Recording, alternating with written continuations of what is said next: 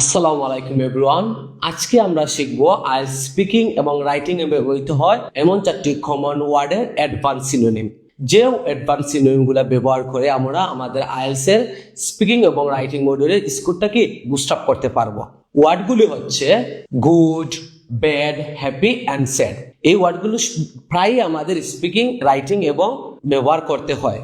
ওকে, এখন আমরা দেখি প্রথমে গুডের অ্যাডভান্স ওয়ার্ডগুলো কি কি। যেমন গুডের অ্যাডভান্স ওয়ার্ডগুলো হচ্ছে excellent, super, outstanding and wonderful. এই ওয়ার্ডগুলো খুব হাই রেঞ্জের, তো ট্রাই করবো আমরা এখন থেকে গুডের পরিবর্তে এই ওয়ার্ডগুলো ইউজ করতে। ওকে, নেক্সট আমরা মুভ করছি ব্যাডে।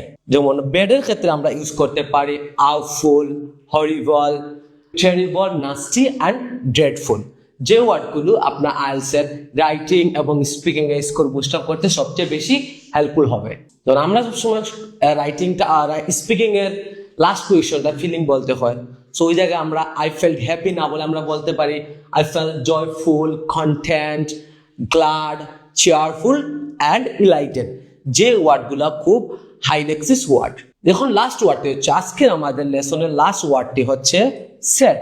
স্যাডের পরিবর্তে আমরা যে অ্যাডভান্স ওয়ার্ডগুলো ব্যবহার করি যেমন unhappy, miserable, depressed, down and heart broken. এইরকম আরো অ্যাডভান্স ওয়ার্ড এবং ভালো ভালো সিনোনিম জানতে আমাদের সাথেই থাকুন। আমাদের পেজটি ফলো করে রাখেন এবং আমাদের ইউটিউব চ্যানেলটি সবাই সাবস্ক্রাইব করে রাখবেন। Thank you everyone.